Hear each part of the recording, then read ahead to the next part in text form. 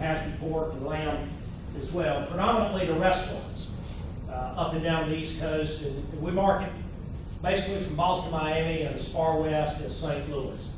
So we do specialty poultry. Our chickens are the Kudu or the naked necks. We're the only Label Rouge approved poultry program in the U.S. At this point in time, we also do heritage Spanish black turkeys, and we just did the Chicago Food Show. So this was our display up there at that. And this is our grass-fed beef. This is where we're at week in, week out on grass-fed. You can see that stamp USDA prime. So we're very high percent choice and prime on our grass-fed. So this is grass-fed, grass-fed, grass-fed. And finished, yes, never a bite of grain in their life, old pasture. Okay, so I'll answer all of those questions before you ask. But no, never any grain. This is not grass-fed and grain finished. This is 100% grass-fed. Right? These are how much Holstein is in that? Not enough. And never will be. But I'll also say, y'all aren't from down south, but for the boys down south, and not a bit of ear either. If y'all know what that means, no Brahmin influence, okay? Down south, you know, because Brahmin have bigger ears, right? If the cross was Brahmin, they always have bigger ears than your English cattle. So we call that no ear.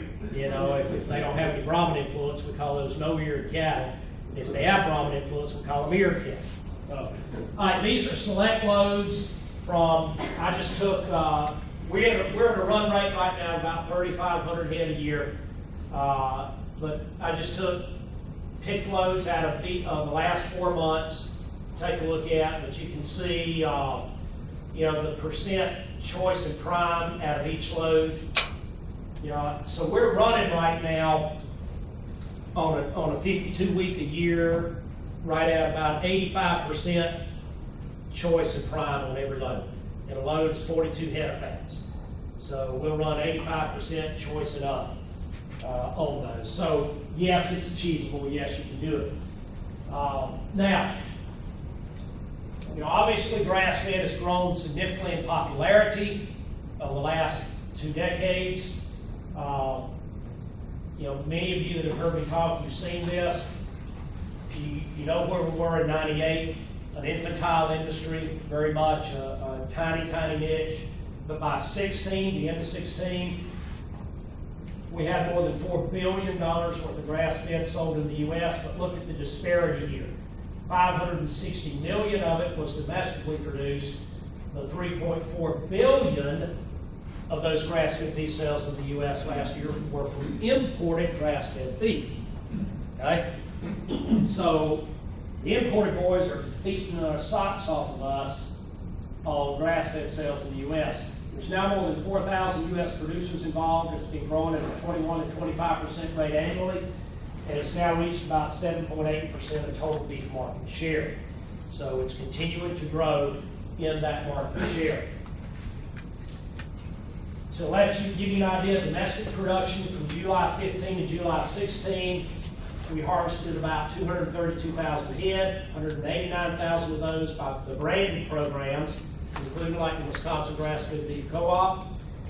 And the top 15 grass-fed branded programs in the U.S. harvested 129,000 of that 189. That left for you direct marketers across the U.S. about 43,000 head that were produced in direct market, right? For a total of about 101 million pounds of domestically produced grass-fed beef in that time period. Now here's the developments.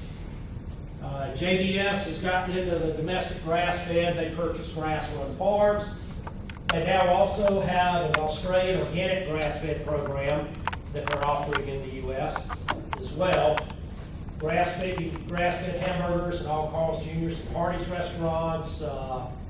Chipotle's offering grass-fed. Chili's now has a grass-fed burger. Outback restaurants, so on and so forth. So a lot of different folks are offering grass-fed now. Cargill is also integrally involved, but it's all imported. They own the largest packer in Australia, and they're importing a lot of grass-fed beef from Australia into the U.S.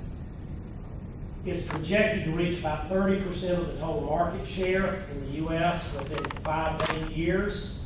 So that's what we're seeing. We're also seeing a significant interest in grass-fed beef growing in Canada and Mexico as well. In the work I'm doing in Canada, they are significantly expanding their grass-fed beef production and sales.